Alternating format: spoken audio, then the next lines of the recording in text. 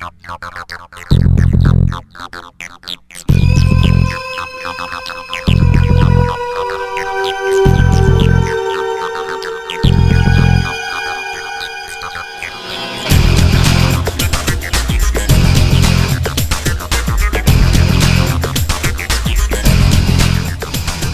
there traders, welcome back for episode 86 from the StockBandit.tv. It's a place you can always find trading videos to make you better.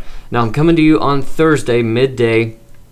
The market is up really big across the board at this point, and we've kind of settled into a little bit of a midday trading range here. It's kind of the lunch hour where things tend to quiet down a little bit. So I felt like this is a great time to pause and come to you with something that's on my mind. So in case you haven't noticed, we've seen quite a run in the past couple of weeks, and what started out as a bounce in the market, especially from a zone like this right here on the S&P 500, remember 875 that we took a look at back here and here and here and here, and most notably right here.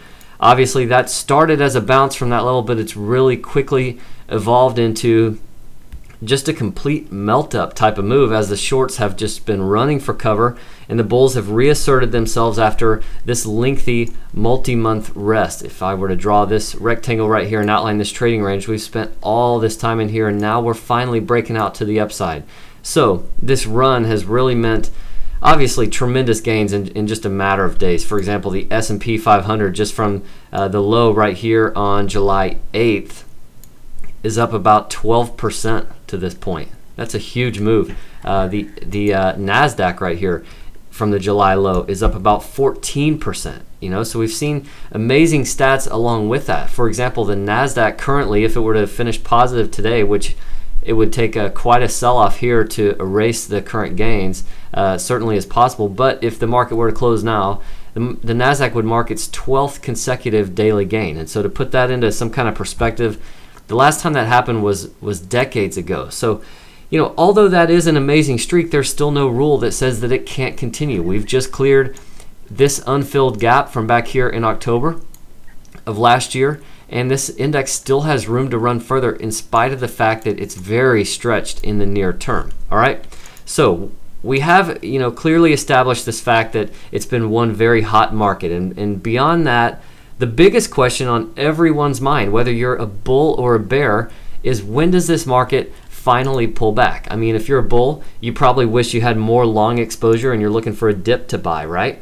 And if you're on the other side and you're a bear, you probably want to short the heck out of this tape after this parabolic type of a move that we've just had, because you probably believe that the first pullback could be a pretty sharp one, and that could offer some very fast money on the short side. Well, no matter what side of the road you're on, there is going to be a dip, and you can rest assured that that's going to take place. Right now, though, it's certainly a time to stay on guard because this is a very high-risk time to be initiating new longs. As I zoom in here on this chart, obviously, we've come so far so quickly that to be buying up here is very tough to do, and at the same time, trying to short into this strength has obviously been a recipe for disaster for some people, and that's really contributed to this upside momentum as those people have tried to short and they've quickly had to turn right back around and buy, and that just keeps the upside pressure on this type of a move.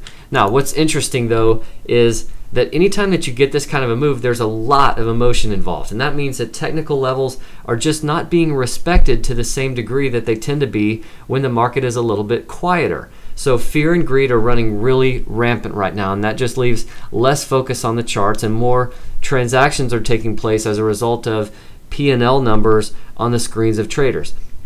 Those traders are getting greedy and they're piling into existing longs, or they're really just freaking out and they're starting to blow out of those short positions that are costing them so much money, and they're afraid that prices just might not ever retreat again, which is silly, but it's easy to get caught up in that emotional game in the market. Well, fortunately for those who are looking for some kind of a sell signal, there is a pretty unique situation right now that I think can be used as the basis for doing some selling.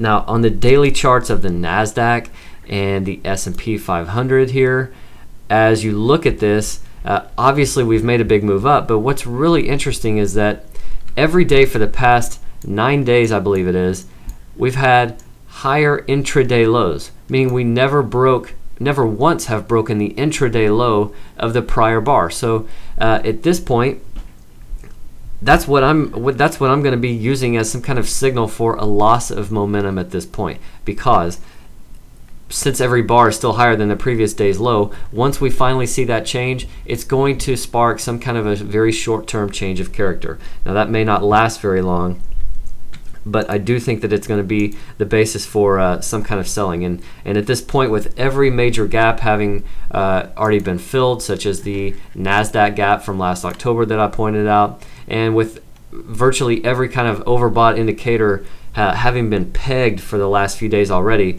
I really believe that a lower low is going to be the key right now for some selling. And once we see the prior day's low taken out, that's going to indicate that the momentum has diminished and perhaps the short-term ride is over. Now, that does not mean that the market will have topped out necessarily, but simply that it could finally be grounds for some selling and for something that lasts longer than a 15-minute pullback, all right?